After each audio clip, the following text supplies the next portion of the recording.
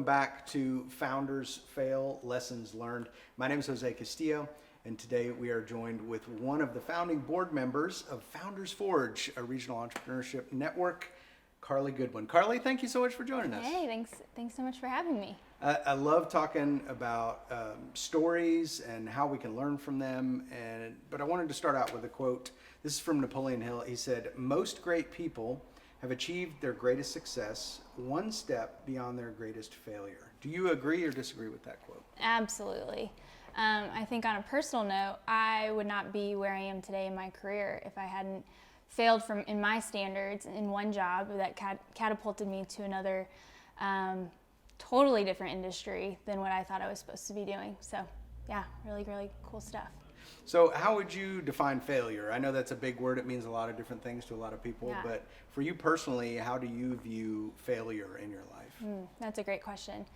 So I have really high standards for myself, and the things that I produce, I want to do with excellence. And so I have this idea and these goals in mind, and I want to make that happen. And if I don't, whether I tell people or not, I kind of gauge myself and my work on that scale. So what happens when you set a goal for yourself and you don't do something? How do you deal with that? How do you manage that? Yeah, a lot of thought, a lot of deep thought, and kind of reflection, and figuring out what my strengths were, what my weaknesses were in those moments, and then really pushing forward with those strengths in mind. So let's get right to the heart. This is the tough question we ask everybody.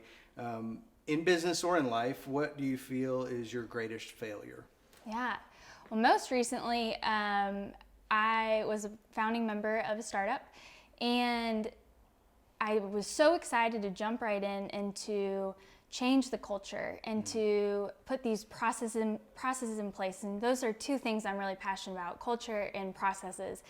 And so I thought that was something I could really bring to the team. And what I failed to do was really sit in the current culture of the team and the current processes that they had or didn't have, and build off of that. I just jumped in and tried to put things in place to change things. And coming from a really healthy culture, and trying to implement that same culture into whether it was intentional or not, the culture of that startup. So a year later, years gone by, and I can say I don't think I impacted the startup like I wanted to, and I'm not proud by my standards of the processes we put in place. But I'm excited to take that to the next level with the next startup that I work with, and be successful and impactful by really slowly implementing things and knowing that it all comes from the top. You can't just walk in and change something. The founder has to be the person who drives that culture and process. So what lessons do you feel like you learned through that? Is there something that you would either do differently back then or that you're going to do differently moving forward when you look at either identifying a culture or implementing processes? So I think it's so key to believe in who you work with. As a founder and a founding team member, I think you have to fit that culture. You can't build a culture if it doesn't exist, if those values don't exist. So I think really being picky on who I work with next, and I hope that the founder is picky too, and that it's a good fit. Yeah. We talked about failure, but there's also this nagging thing, the fear of failure. What's the difference between failure and fear of failure?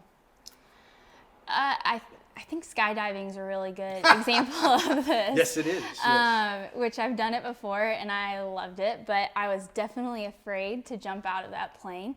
And the idea of the failure of the parachute falling down out of the sky. But I'm so grateful that I did it. I will do it. I won't do it again, I don't think, but I'm so grateful that going past that fear of what if, and then actually doing it and experiencing something that's really hard to explain and really awesome. So I think you just can't, yeah, fear can't be something that drives you. You've got to know that there's something on the other side that's really cool if you keep working hard. So what one thing would you say to somebody that's watching, something that they can do to either work on identifying failure or being comfortable with it? What's one tip that you would give folks? Yeah, reflection. I think reflecting and having people that you can get really solid feedback on so that you're not making the same mistakes over and over again. And growing as an entrepreneur, as a founder, as a creator,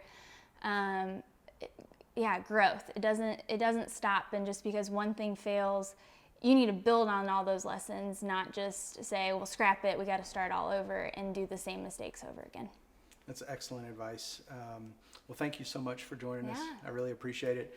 Some great words here, and I love the skydiving metaphor. There is such excitement that comes from overcoming a fear. So I hope you guys overcome your fears today. And we would love to hear your failure stories. You can share those on social media, #FoundersFail. And we'll see you next time with Founders Fail Lessons Learned.